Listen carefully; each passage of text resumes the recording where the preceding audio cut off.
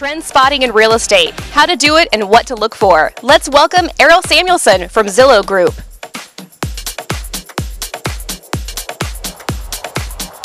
Good morning. So trend spotting.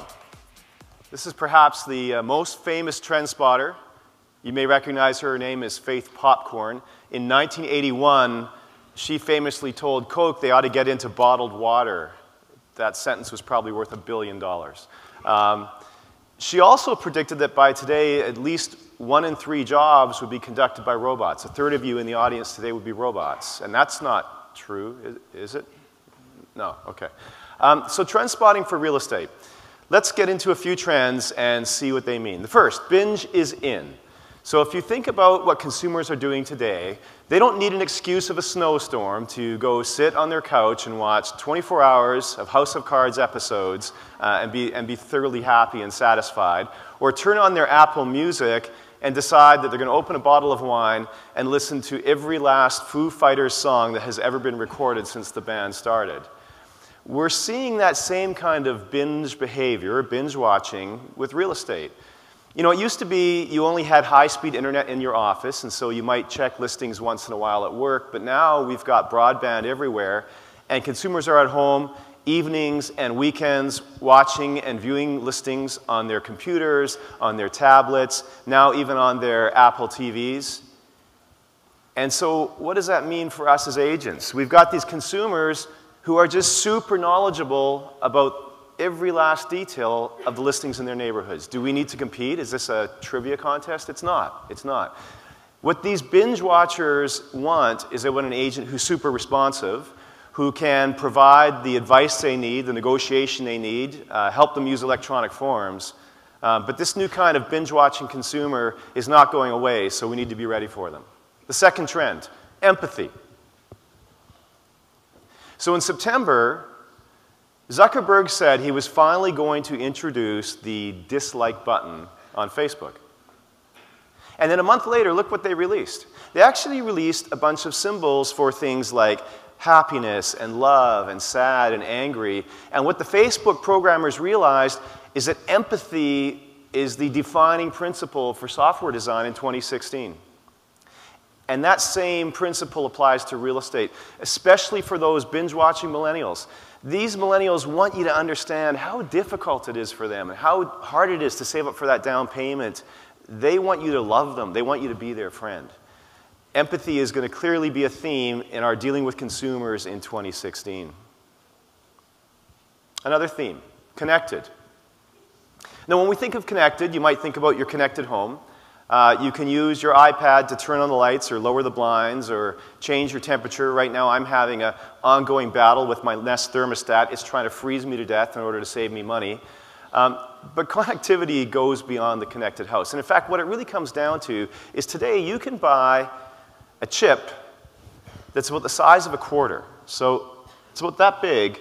And it costs about $1, and that chip will give you Wi-Fi connectivity. And so for a chip this big, why not put Wi-Fi connectivity into everything you own? Put it in the coffee maker, put it in the fridge.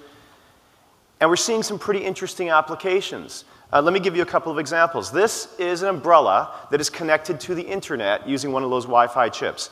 And what it does, it goes out, it figures out its GPS location, it realizes it's going to rain today, and if it's raining, the handle starts to glow blue. So when you walk out the door, the handle's glowing blue, I take my umbrella with me. This is another example, exceedingly creepier than the last one. This is something called, the product's called the Welcome. And it stands about this tall. You put it on your entrance table, and it's got a camera built in, and the camera has facial recognition software connected to the internet. And then when your kids come home or your wife comes home, it recognizes their face and sends you a text message saying, oh, your daughter, Alexis, has come home. So again, it's a way of the internet being connected to things all around us. Now, what does this have to do with real estate? Well, here's the problem. We have everything in the world, whether it's an umbrella or your phone or your thermostat connected to the internet, but we are still having problems getting connections with our own data. So think about it. You enter a listing in the MLS, then you put that same listing, you rekey it into your office system, then you turn around and get a lead but you have to key that lead into your CRM system, and then you're ready to perhaps create a purchase agreement, and you got to rekey the MLS data and rekey that lead information into the form, and it's crazy. We live in a connected world. And so I believe that this year, 2016, is going to be the year of the API, or in other words, interconnectivity between all these sources of data. Michael Wurtzer, who runs FBS, made that comment, and I think it's absolutely true. So this year, watch for all of the systems you're working with finally starting to talk together. We're putting a lot of effort into that. We have a software system called Retzley at Zillow where we're putting a lot of effort and money into making that dream a reality. Okay, another trend. You can never hide. What do we mean by this? Well, if you think about technology today, you could be sitting here in the audience, and on your phone, you could see a video sequence from your security camera at home. I actually have this on my phone right in my pocket. You can also, if you have kids, you can go online and see your kids at their daycare. If the dog is in doggy daycare, you can see the dog at doggy daycare. In other words, we are constantly connected to the people that matter to us and the things in our lives. We're expecting that instant connectivity. And so what about our real estate agent? You know, it's really interesting. This chart here shows some research we've done on how consumers think when they're in the real estate process. Early in the real estate process, it's a very emotional process. And they're thinking about seeing pictures and imagery, and they're trying to get feeling confident. And then as you move towards the end of the process, it becomes very rational, where you're looking for data, you're looking for specifics, and this is the point where you want your agent to be right there. So consumers are now thinking that their agent needs to be as accessible as, for example, the ability to see my child in daycare anytime I want to see them. There's this real demand for instant connectivity. And it's something that we need to focus on. And one of the ways we're doing that in this industry, I think, is with teams. It's one of the reasons you're seeing the rise of the team. It's one of the reasons you're seeing a lot more virtual assistants. This need for constant and instant connectivity with the agent is not going away. Another trend, the cynical consumer.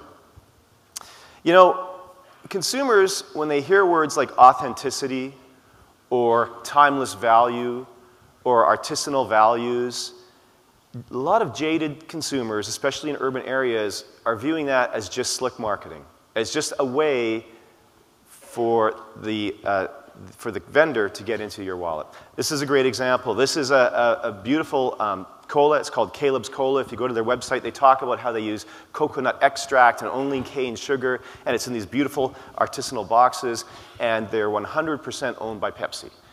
And so this is the kind of market. It's great marketing, but it's the kind of marketing that makes people cynical and jaded. And we're seeing that. Okay, here's another great example. You folks are probably aware of a company called Lululemon. These are folks, it's a $9 billion company selling yoga gear, which is almost never worn in the yoga studio. And so, again, you see some consumers looking at this, and they're just feeling a little bit jaded that this whole brand is built around the yoga culture. Well, there's a company which is actually having some fun with this. This is a store that opened in my neighborhood about a year and a half ago. The store is called Kit and Ace, and they sell casual clothing, and their whole tagline is, "Not for yoga." And the irony about this one is the people who started this store are the wife and the son of the guy who started Lululemon. And they now have 50 stores. They just opened one here in New York on Spring Street. But this shows how we have to be so careful about consumers becoming cynical. Really, the key is to build that trust. And so what that means is not having authenticity or perhaps using original or if you're building a product, artisanal elements in your product, but they have to be readily apparent. They have to be real, not just a marketing slogan. That's what millennials, that's what consumers are looking for right now. So let's wrap it all up. What does it mean? Well, let's see. We've got consumers who are going to probably know a lot more about real estate in some cases than we may know as an agent because they've been binge watching real estate, and that's perfectly okay. Because these consumers are expecting us to almost always be on, always be available, and respond really quickly. And when we do respond quickly, to do it in an empathetic way, show that we're sincere, we're real, we're in touch with them, and provide the services that they aren't going to get through their information overload. These services like interpretation, guidance, making that transaction work smoothly. And on the technology front, the job of companies like ours is to provide the technology platform that enables that smoothness to happen. Enabling it by making sure that all of that information out there, which today is not connected, becomes connected. So that's my 10 minutes of trend spotting. There's a lot more going on, but I think we've got a fantastic 2016. Thank you.